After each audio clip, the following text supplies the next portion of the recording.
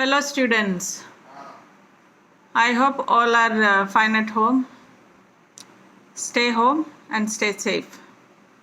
Let's continue with our classes. We have been doing with the second chapter, and in the previous video we have seen the structure of the anther, the male reproductive part of the flower, in detail. In this video, you will learn about the female reproductive wall, that is the gynoecium.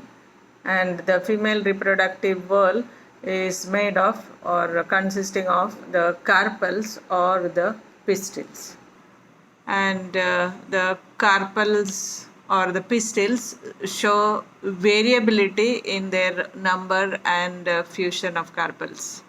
And in the previous video, I have explained about the structure of the pistil or the carpels. Now, according to the number of carpels, you may find a single pistil in a flower, which is called as monocarpellary flower. Single pistil in a flower. Example is the pea flower.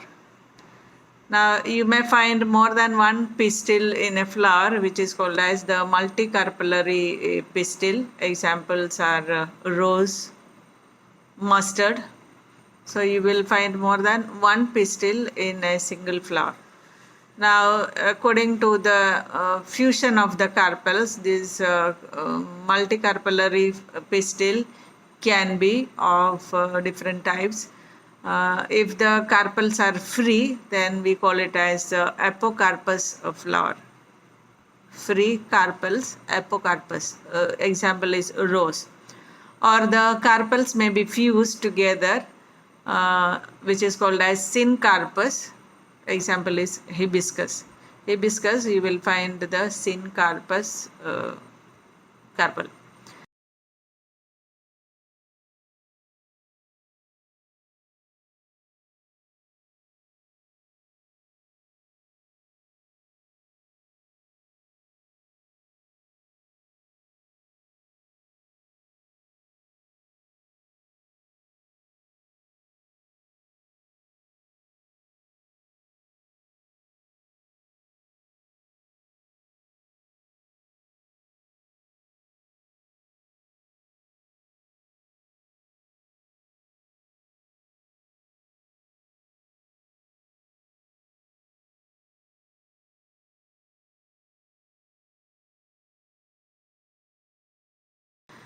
You will remember the parts of the pistil. Earlier I have explained that there are three parts: the stigma, the style, and the ovary. The stigma is the topmost part, which serves as the landing platform for the pollen grains. The style is elongated, slender, the neck part of the carpel to which the stigma is attached, and ovary is the basal swollen part and which contains the ovule. Inside the ovary is the ovarian cavity or the locule, and each ovule encloses the embryo sac. And a special tissue that forms the inner wall of the ovary, bearing one or more ovules, is called as the placenta. And the ovules are called as the megasporangia. Now, the arrangement of placenta in the ovary is called as the placentation. And the placentation, you have studied placentation in class 11 in detail. And there were different kinds of placentation, like the marginal placentation, basal, central, axial, parietal. So all these groups you have studied in class 11, so I am not going to explain it. Now I will familiarize you with the structure of an ovule. The ovule or the megasporangium is a small structure attached to the placenta by means of a stalk which is called as the funicle. The stalk is called as the funicle. The body of the ovule, which fuses with the funicle in the region called as the hilum. Actually, this is the junction between the the funicle and the ovule. Now, the ovule is protected by one or two protective envelopes called as the integuments. Now, inside the integuments, the multi-layered body of the ovule is present, which is called as the nucellus, the multi-layered body of the ovule, nucellus. The cells of the nucellus have abundant reserve food materials. The integuments encircle the nucellus except for a small pore at one end, which is called as the micropyle, the small pore called as the micropyle. And the other end of the ovule, which is opposite to the micropylar end, is called as the chalaza, which is actually the basal part of the ovule. So at the chalazal region, the ovule is connected to the funicle and the hilum. Enclosed within the integument is the mass of cells, which is the nucellus, and these cells are specialized with abundant reserve food materials, and they are located inside the nucellus is the female gametophyte or the embryo sac. The female gametophyte is called as the embryo sac. And an ovule has a single embryo sac formed from a megaspore.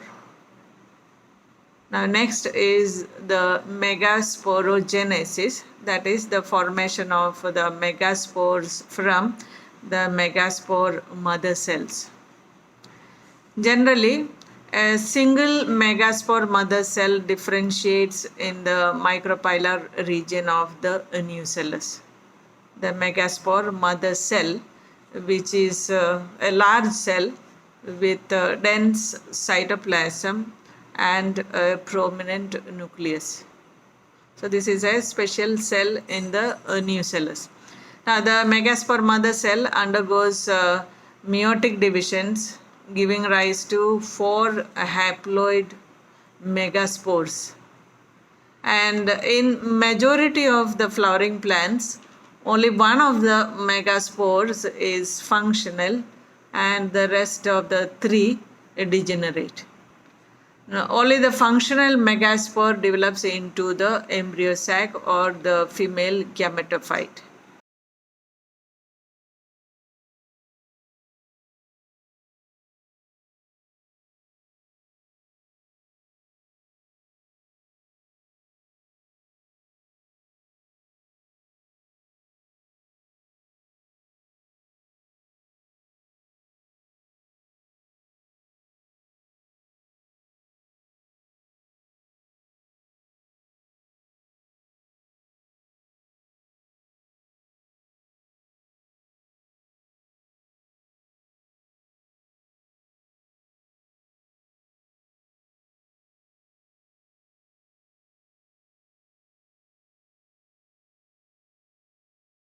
So this kind of or this method of embryo sac formation from a single megaspore is called as monosporic development.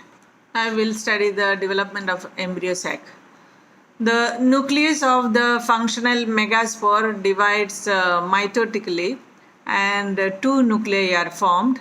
These nuclei move to opposite poles, thereby 2 nucleate embryo sac or megaspore dyad is formed. Now these 2 nuclei undergo 2 more mitotic divisions forming 4 nucleate and then 8 nucleate stages of the embryo sac. And these mitotic divisions are strictly free nuclear.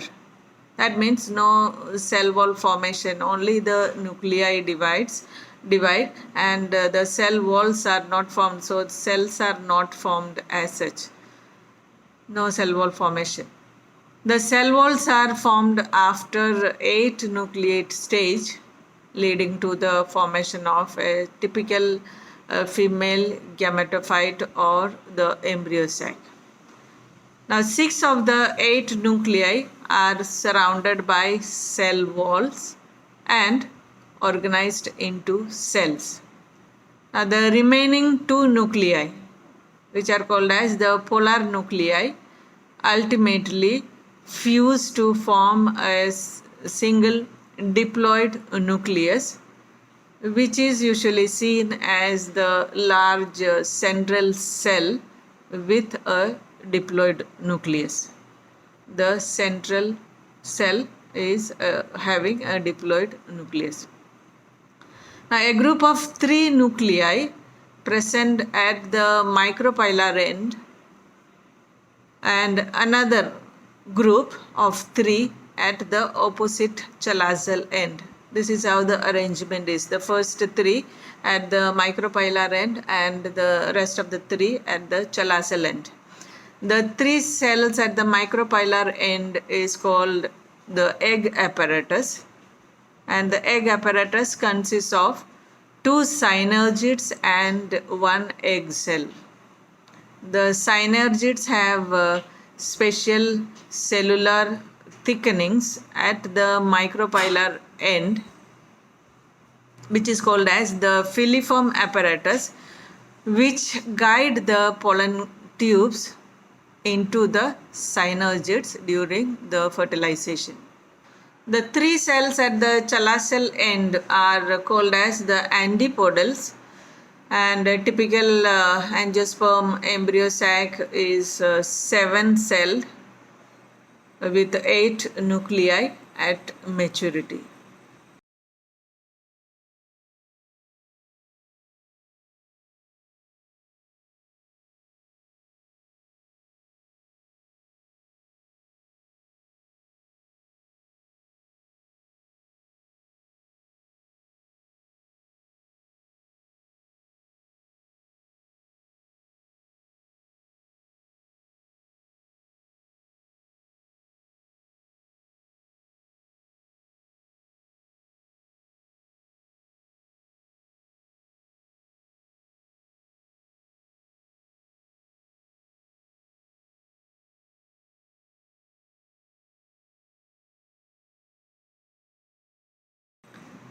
Till now you have learnt that in flowering plants the male gametes are produced in the pollen grains and the female gametes are produced in the formed in the embryo sac.